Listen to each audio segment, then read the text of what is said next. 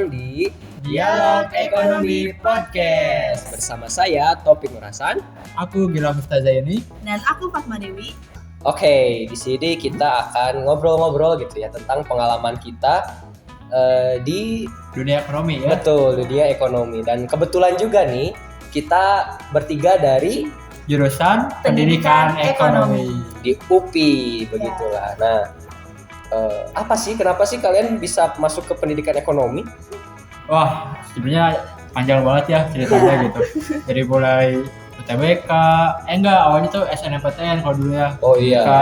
Nah, kenapa saya memilih pendidikan ekonomi? Karena emang dulu di SMA tuh cukup tertarik dengan dunia ekonomi ya. Karena gurunya yang enak menjelaskan, di situ membuka mata saya terhadap ekonomi itu ternyata seru banget gitu. Iya. Akhirnya memutuskan untuk terjun pendidikan ekonomi. Betul. Nggak beda jauh gitu sama Iya. aku gitu ya. Sama dulu juga bisa tertarik karena gurunya yang ngajarnya enak gitu. Ngajarin ekonomi itu kayaknya gampang banget gitu. Iya, betul.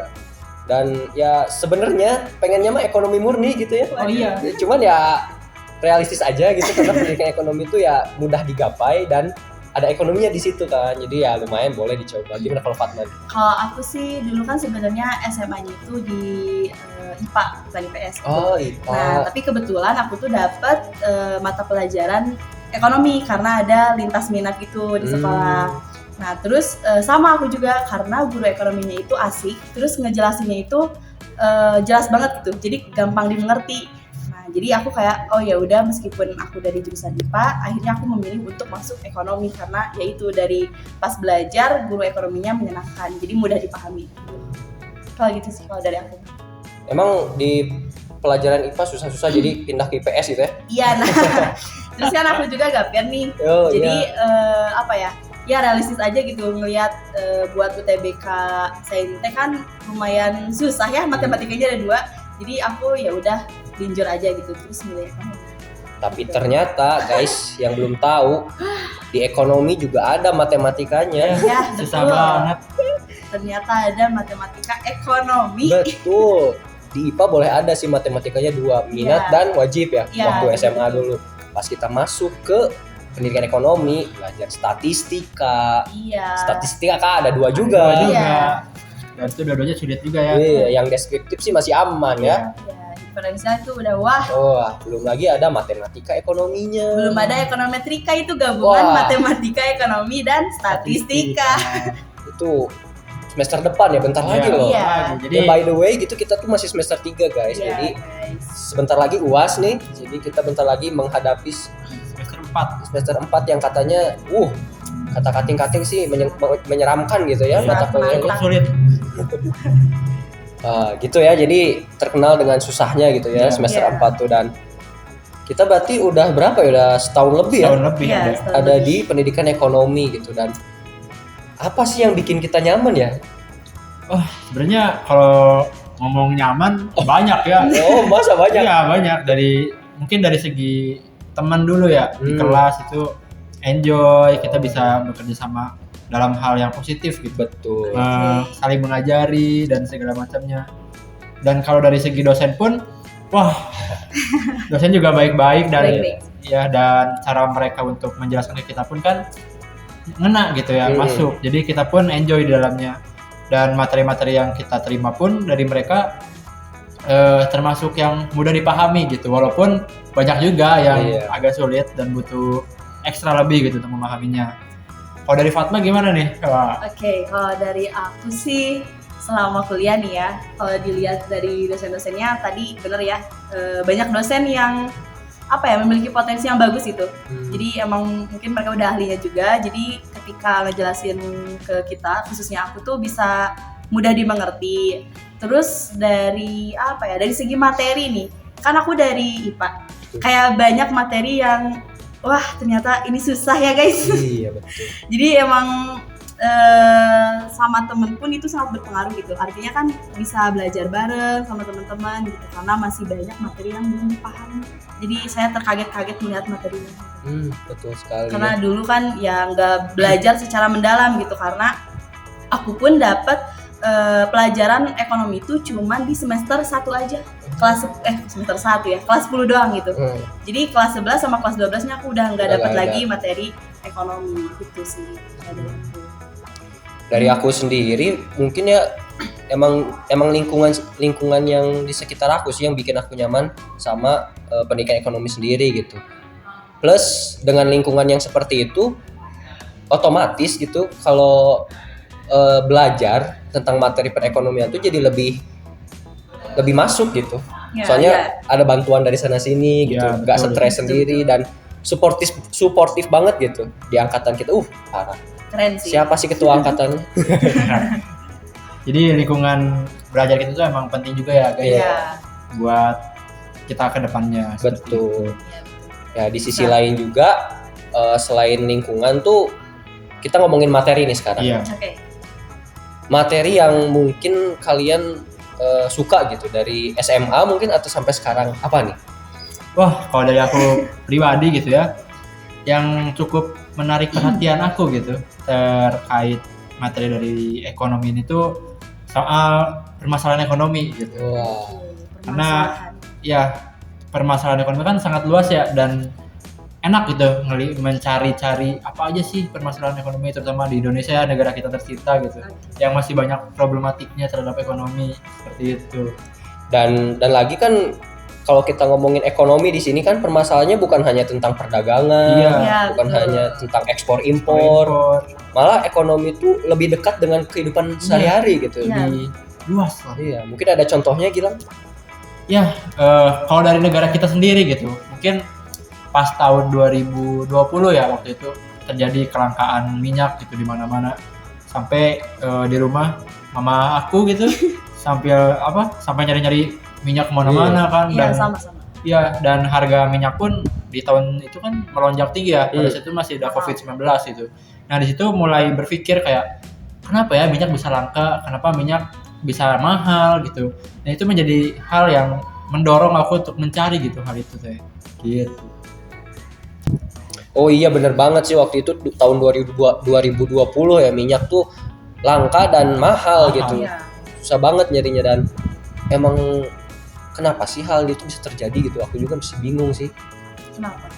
Nah makanya dengan kebingungan itu kita belajar ekonomi gitu karena dengan dipelajari kita menjadi tahu hal-hal yang sebelumnya kita tidak tahu. Bagaimana kelangkaan itu terjadi, kenapa bisa mahal, itu bisa terpecahkan di dunia ekonomi. Berarti bisa kita simpulkan berarti ya permasalahan utama dari ekonomi itu ya kelangkaan itu sendiri. Ya kita kan banyak membutuhkan kebutuhan gitu sehari-hari kan banyak banget ya tak terhingga, sedangkan ya sumber daya yang ada di dunia ini tuh terbatas gitu. Jadi itu bagaimana cara mengelola sumber daya tersebut. Betul. Ya gimana caranya buat barang-barang itu tidak langka itu dipelajari di dalam ekonomi. Betul sekali gitu dan ya mungkin Gilang ini kayaknya suka masalah gitu ya. Suka mencari solusi mungkin ya dari masalah gitu ya. Dan emang seperti itulah fungsi dari ekonomi itu sendiri ya. Untuk Fatma ini gimana? Sukanya materi apa nih? Oke, kalau aku tuh kayaknya suka materi tentang pasar. Wah, pasar. Karena kan pasar nih dari dulu kita udah nggak asing lagi sama pasar. Bahkan waktu kecil pasti kita tahu dong pasar itu apa gitu. Cuman mungkin waktu kecil itu kita taunya pasar itu dalam arti sempit, yaitu tempat bertemunya penjual sama pembeli gitu. Dimana ya banyak orang-orang yang berjual barang dan juga banyak juga pembeli untuk memenuhi kebutuhannya. Nah itu dalam arti sempitnya. Dan ternyata setelah belajar ekonomi ternyata pasar itu bukan ya cuma tempat jual beli aja gitu secara konkret, tapi ternyata pasar itu dalam arti luas itu kayak kegiatan transaksi gitu, adanya permintaan dan juga penawaran kayak gitu. Ya benar sih, aku juga pernah dapat gitu materi pasar tuh dan pertama kali gitu sebelum aku mengenal apa itu pasar secara luas tuh ya pasar gede bage. Apalagi pasar tuh yang pasar becek, bau gitu dan ternyata ada gitu secara luas tuh pasar tuh ternyata adanya permintaan dan adanya penawaran gitu baik dalam segi apapun gitu.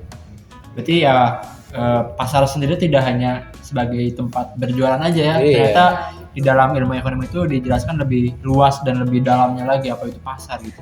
yang mana tadi kata Fatma dikatakan bahwa pasar itu adalah tempat di mana adanya transaksi gitu antara Iya. penjual dan pembeli gitu ya.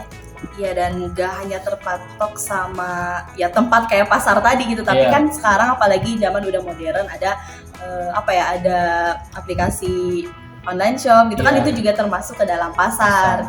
Pasar digital. Ya. Iya, dan Tuh. ada juga yang namanya pasar modal tuh Pasar yang modal. Nah, iya. yang bisa lebih luas lagi tuh ada jual beli saham, itu tuh bisa disebut pasar juga ternyata. Nah, kalau ngomong-ngomong pasar nih, kita kan belajar ekonomi ya. Iya. Aku pengen nanya dong, yang ada dalam pasar tuh apa aja sih jenis-jenisnya dan segala macamnya gitu. Oke, jadi pasar itu banyak kan ya. Nah, berdasarkan dari strukturnya, jadi ternyata pasar itu dibagi ke dalam dua. Jadi kayak ada pasar persaingan sempurna sama pasar persaingan tidak sempurna. Nah, itu berbeda gitu. Nah, tadi kata Fatma kan benar ya, ada dua, ada pasar persaingan sempurna dan pasar persaingan tidak sempurna. Nah, kalau pasar persaingan sempurna tuh ya simpelnya yang ada di pasar-pasar gitu, dan produk yang dijualnya pun homogen gitu, satu Iya. produk doang.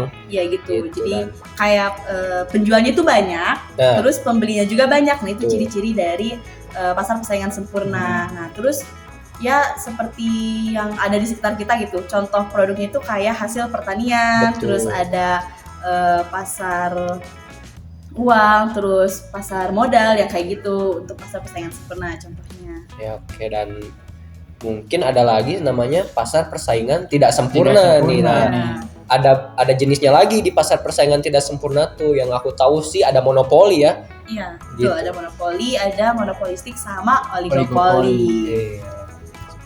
Wah, berarti luas banget ya ekonomi pasar ini sendiri gitu. Dan tadi ada persaingan sempurna, persaingan tidak sempurna, terus di dalamnya ada lagi pasar oligopoli, monopoli, dan monopolistik. Jadi benar-benar luas itu pasar, Ya, tidak betul. semudah yang kita bayangkan. Betul.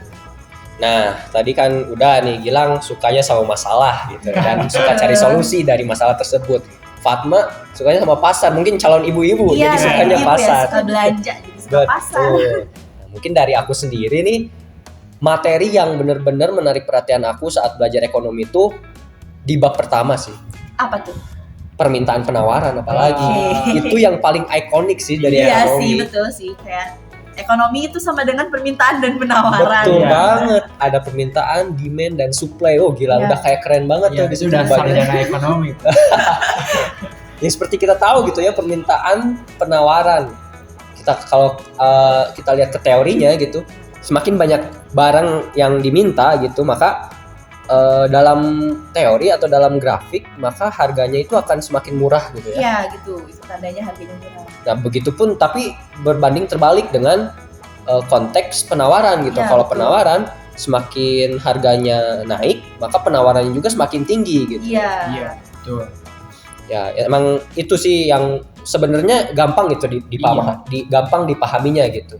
Dan lagi kita juga jangan lupa di sini tuh berlaku juga ceteris paribus Nah, gitu. apa tuh ceteris paribus? Nah, itu tuh dulu keren banget sumpah ngomong itu ceteris paribus gitu. Keren banget, kayak ekonom Istilah. banget ya. Padahal ceteris paribus tuh ya cuman menganggap asumsinya tuh bahwa faktor-faktor lain tuh dianggap tetap, Iya. maka teori tersebut bisa berjalan gitu. Iya gitu. Oke, dan ngomong-ngomong juga nih, kita nih di kehidupan sehari-hari, ketika harganya ini mahal ya, kita juga pasti mengurangi membeli Mengurangi, produk tersebut iya, kan, iya. karena ya mahal. Nah, ternyata itu pun hukumnya sama gitu dengan keadaan kita. Dan dalam posisi produsen pun ketika harganya naik, ya produsen pun ingin menjual barang tersebut lebih banyak Lebih karena banyak. akan mendapatkan keuntungan yang lebih. Iya, maksimal. Nah gitu, jadi ya hukum-hukumnya tuh relate gitu sama kehidupan kita. Iya, relate dan logis. Memang Iya. harusnya Iya, seperti logis. itu gitu ya.